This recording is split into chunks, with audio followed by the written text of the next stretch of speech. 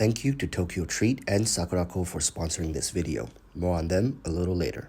Sup everybody, welcome back to another video. My goodness, it's been a while, and unfortunately this time I'm a little sick. You guys might feel that my voice is extra nasally, but don't worry, doesn't affect the content and the hype of what I'm about to talk about. Arlecchino, you guys know I haven't been posting videos, but god damn it, I gotta come back for this one, baby. This character is just amazing on all fronts, right? I don't really give praise to characters nowadays apart from those who really stand out shoulder above the rest, and Arlecchino is one of them. First and foremost, being a Pyro character, the biggest concern on my head was that is Hoyoverse going to even give her the time of day, or let's just say the tools necessary to succeed? Because a lot of Pyro characters that we've seen over the past 1-2 years have been quite reserved, right? Linny was one of those characters where Hoyoverse gave him a little more oomph, a little more punch in terms of the numbers and scaling, but Arlecchino, as a character who is so hyped up, a crowd favorite, was she going to get the same treatment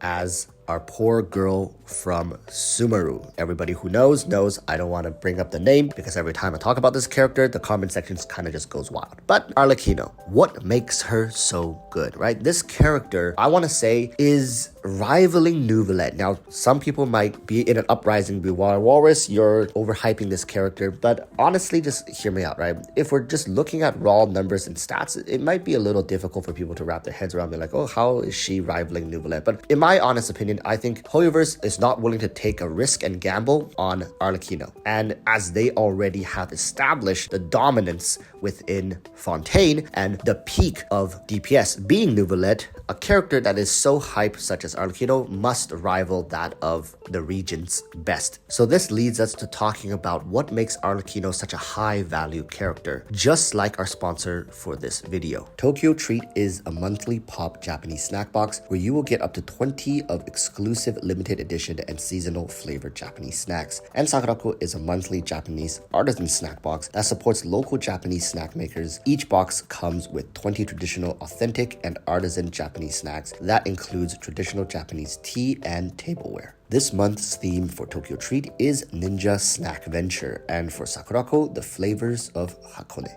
Adventure into Japan's most exclusive and mysterious world of ninjas. This month's box is packed full of sneaky surprises of savory and sweet ninja-inspired treats. Explore the thrilling history and hidden flavors only found in this month's snack box. Meanwhile, Sakuraco has partnered up with the Kanagawa Prefecture government for a limited edition specially designed box inspired by the tranquil lake shores and therapeutic waters of Hakone. Sakuraco invites you to discover Kanagawa's breathtaking natural beauty and indulge in authentic and local flavors that reflect the region's rich culinary heritage. You will see it in the pamphlet, Hakone, famous for their hot springs. Please enjoy my friend munching on my snacks during their break time. I think he's really enjoying the ninja sword. If you want your own TokyoTreat and Sakuraco box or want to gift this to friends and family, use my code through the link below for a discount. Thank you to TokyoTreat and Sakuraco for sponsoring this video. And now let's talk about Arlecchino's strength. This character has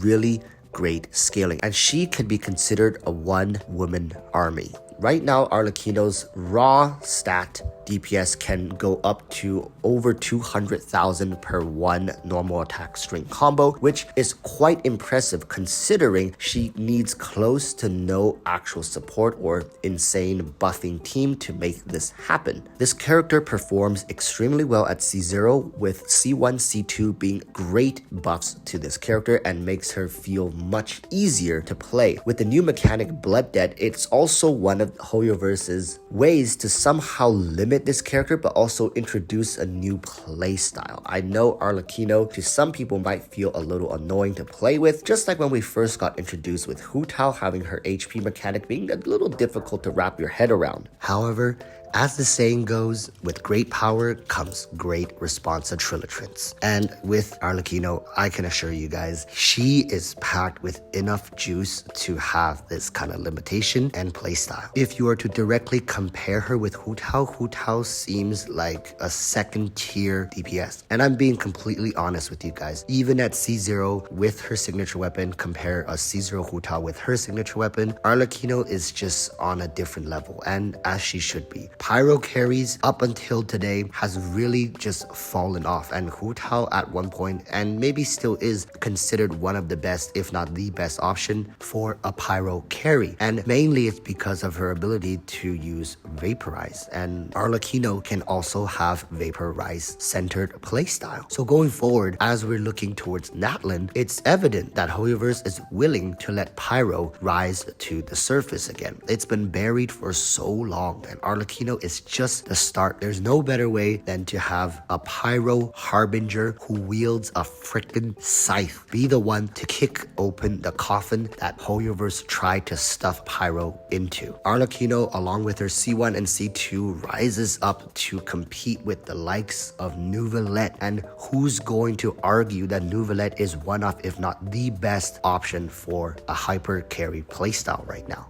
I'm 100% certain I'm not the first one to say this either. Arlecchino's design outranks Neuvillette by a freaking mile. Her playstyle is quick, flashy. Her damage goes through the roof. So what if she has a playstyle that is slightly annoying to play around? She herself is almost a one-woman army, and not to mention the potential Arlecchino would have in pairing with new units that are going to be coming out in Natlan. I think Hoyoverse has finally come to accept the fact that Pyro is way overdue for some key roles in the game. The Pyro Archon aside, I'm expecting not only good, powerful, apart from the Pyro Archon, I'm not expecting solely just DPS Pyro characters, but also well-rounded supports that can finally maybe dethrone or rival Bennett, because let's be honest with ourselves, at this point, who the hell is gonna come and dethrone Bennett? Also, characters like Zhang Ling really needs an upgraded version of themselves. Properly established melt reactions along with burning.